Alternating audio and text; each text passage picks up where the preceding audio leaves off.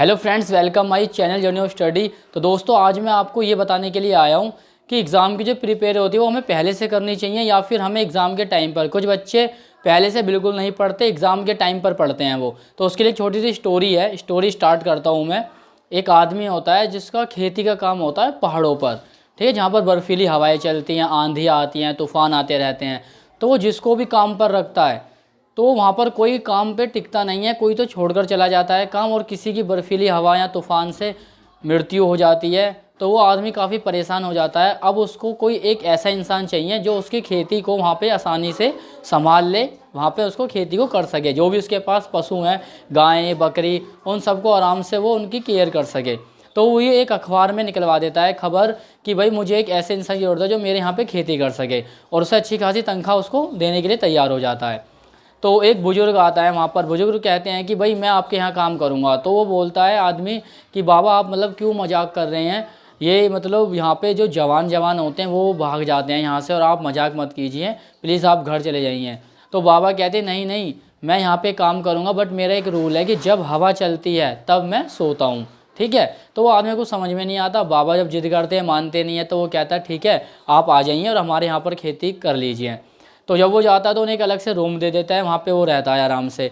तो एक दिन क्या होता है दोस्तों, देखो, जब भी आंधी आती है, तूफ़ान आता है या बारिश आती है, ये एकदम से नहीं आती, पहले हमको संकेत मिलता है। जब आपके एग्ज़ाम आते हैं एकदम से नहीं आते, पहले आपको संकेत, हिंट मिलता है कि भाई नेक्स्ट मंथ हमारे एग्ज़ाम आने वाले हैं, या फरवरी में पक्का फिक्स है एग्ज़ाम होंगे ही होंगे।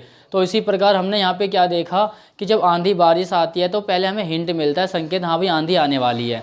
अब बुजुर्ग क्या देखता है कि भाई मौसम ख़राब हो चुका है, उसे पता है आंधी है, तूफ़ान आने वाला है। तो वो एकदम से जो गायें होती हैं उनको गाय के उसमें बंद कर देता है, जो भी यहाँ पे गायें रहती हैं, घोड़े को उनके अस्तबल में रख देता है, बकरियों कर देता है, और जो खेती की फसल है चारों तरफ से बाउंड्री कर देता है ताकि हवा जो है ज़्यादा मतलब एंट्री ना कर सके अंदर और फसल बच जाए।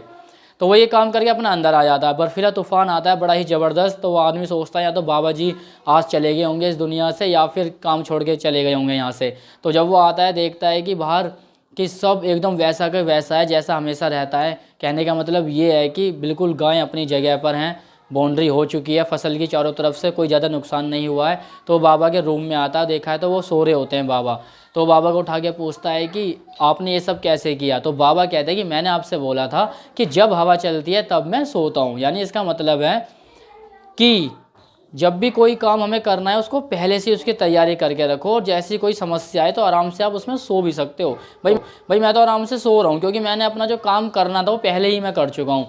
ऐसी बच्चों ये आपके लिए था। मेन मोटिव इसमें यह है कि जैसे ही आपके एग्ज़ाम आए तो आपको प्रिपेयर पहले से ही 3 मंथ पहले, 4 मंथ पहले से ही करके चलनी है, जिससे कि आपका एग्ज़ाम आए पेरेंट्स आपसे कहें पढ़ ले तो आप पे ज़्यादा प्रेशर नहीं बनेगा, क्योंकि आप उनसे कह सकते हो कि हमको पहले से ही सब आता है। किसी भी एक्सरसाइज का कोई भी क्वेश्चन आप हमसे करा सकते हो, ये आपको पहले से ही करना पड़ेगा। जैसे वो बाबा इस मुद्दे पर चल रहे थे, बात कर रहे थे कि जब हवा चलती है तब मैं सोता हूँ, ये बात आपको भी स्वीकार करनी चाहिए। एग्ज़ाम से पहले ही प्रिपेयर करने चाहिए, एग्ज़ाम टाइम पे इतना आपको परेशान होने की ज़रूरत नहीं है। अगर आप इस बात को मानते हो तो आप लाइफ में कामयाब हो सकते हो और आपको एग्ज़ाम में अच्छे नंबर मिल सकते हैं। एक बार इस फॉर्मूले को अपने लाइफ में अप्लाई करना और फिर कमेंट बॉक्स में बताना है कि आप में सुधार आया या नहीं।